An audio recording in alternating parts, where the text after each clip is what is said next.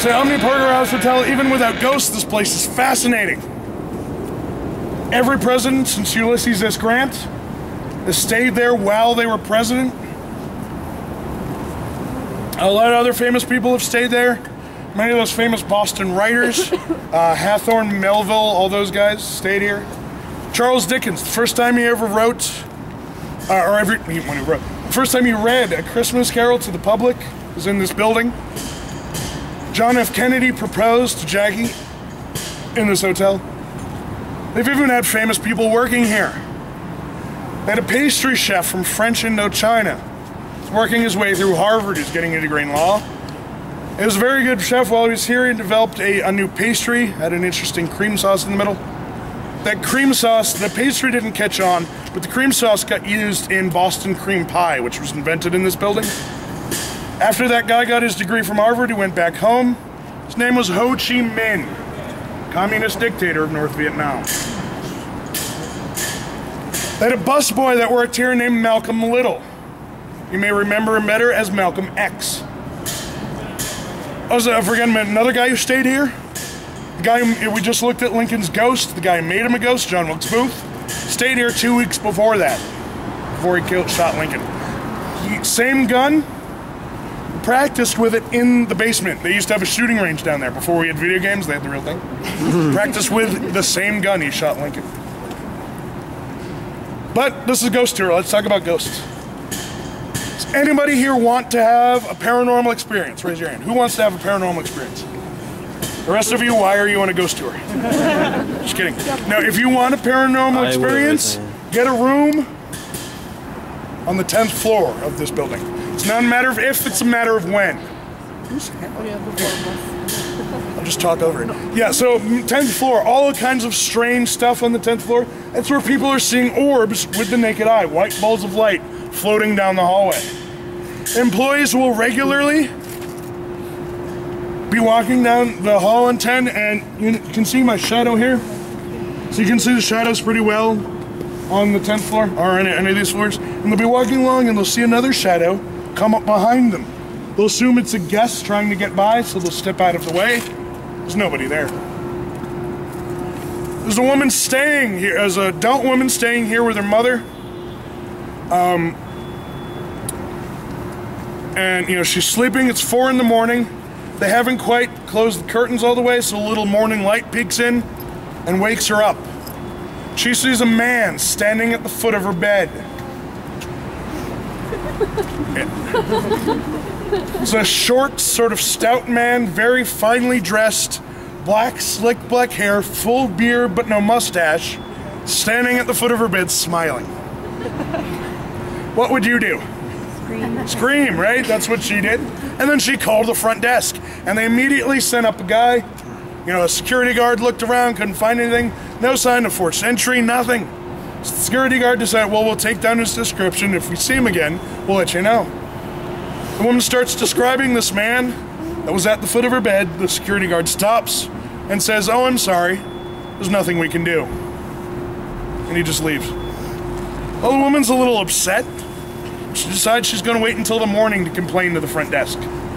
So she goes back to bed, wakes up the next morning, is going to get breakfast first, goes down into the restaurant and sees hanging over the bar the portrait of the man who had been standing at the foot of her bed. It's Harvey Parker, the man who opened this hotel.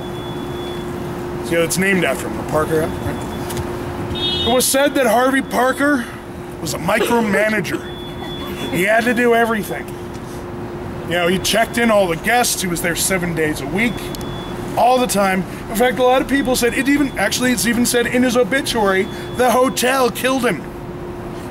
Apparently, he was such a micromanager, he didn't let a little thing like dying stop him from checking in on his guests. The really weird thing is that the 10th floor didn't exist while Harvey Parker was alive. It was added later. My theory? Trying to figure out why it's there. Because I didn't approve this. Who said this was okay? Who put this here? Right, so he's trying to figure that out. Now, they have another room in here. By the way, the employees in here will not volunteer this information, but if you ask, a lot of them have stories they'd love to tell you. Actually, regularly people come down and just say, I want a new room. And if it's from the 10th floor, they don't even ask. They're like, here you go. They just, weird things will happen to you on the 10th floor. But no, they have another room they don't really like to talk about. Now, does anybody here ever read the short story or seen by Stephen King or seen the movie 1408?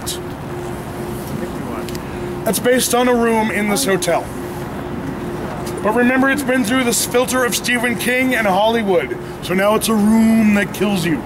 It's not quite that. No, it's actually, and first off, the real room is room 303. But I forget, is anybody here staying in the Omni Parker right now? Yeah, where are you? 303. No.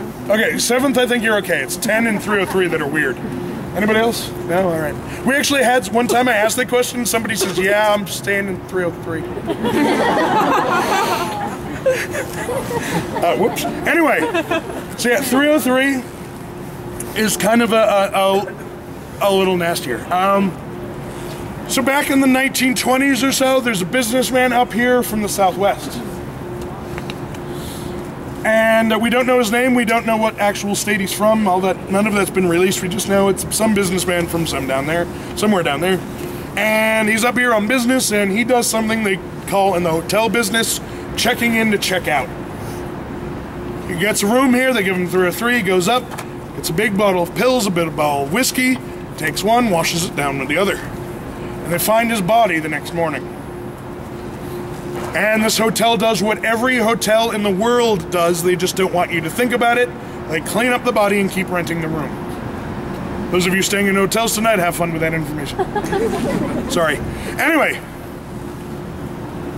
ever since then, people have been seeing and experiencing strange and sometimes dangerous things in room 303. Most common is a man yelling from the bathroom. He's always yelling, swearing profusely, and yelling about alcohol. People hear this all the time. Man was sleeping in the bed in that room, something grabbed him by the ankle and almost pulled him out of the bed. People have been punched, kicked, scratched, bit in that room. It's actually one woman we talked to, used to work here after an experience in 303, decided it wasn't worth it. By the way, they treat their employees incredibly well here. People work here 10, 15, 20 years without even questioning it. This woman had to quit. She was making the bed. She's, working there, making the bed, turns to get something, turns back, and something slaps her across the face so hard it leaves a welt. So she decides she didn't want to work there anymore. So people see all this kind of stuff all the time in that room. Now, knowing all this, who wants to go up and see room 303? You guys are crazy. And I love you. No, sorry, we can't go up there. First off, this is a really expensive hotel. The people staying on the 3rd floor don't need 50 of you walking by their room. But also, another ghost tour guide used to have permission to bring people up there. They would bring smaller groups, 5, 6 people up. Yeah, I had permission from the hotel. You'd show them around to show you, here's the bathroom where people are yelling, here's the floor where they found the body, the bed where somebody was pulled out and other people slept, and all that. Usually went over fantastically well. And so he had another tour, went well just like all the other ones. But that night he went home, down in the South Shore, fairly far from here. Went home, went to sleep, woke up the next morning and his chest and back were covered in bruises and scratches.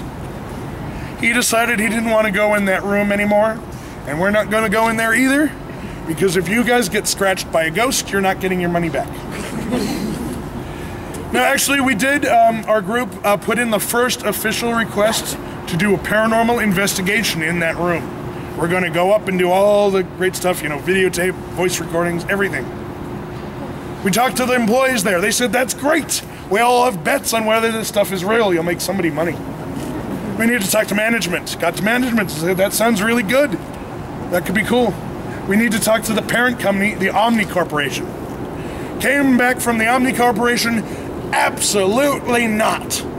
And stop telling people that that room exists. So, unfortunately, we can't go in there. Now, if any of you wanted to get room 303 and check it out, let us know what you find. But we can't go up there. Actually, interesting side note, I heard this was a rumor. I don't know if it's true, but honestly, I believe it. Every time Stephen King visits Boston, he specifically rents room 303. because there is something wrong with that guy. Did you know he named his own daughter Carrie? He named his own dog Cujo. If you're not familiar, Carrie is a story he wrote about a teenage girl that kills all of her classmates with psychic powers. Cujo is about a dog that eats people.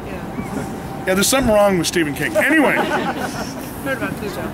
Yeah, so in this building, in the Omni Parker, we have a creepy ghost and we have a scary ghost. By the way, the 303 ghost, that's the one that might be an inhuman haunt, but he's much more likely just a really angry, intelligent haunt. Because actually this is consistent. If you look through all these stories, suicides are almost always angry. Those are the ones that cause trouble. I don't know what the connection is, but that's what it is. So those are our creepy ghosts and our angry ghost.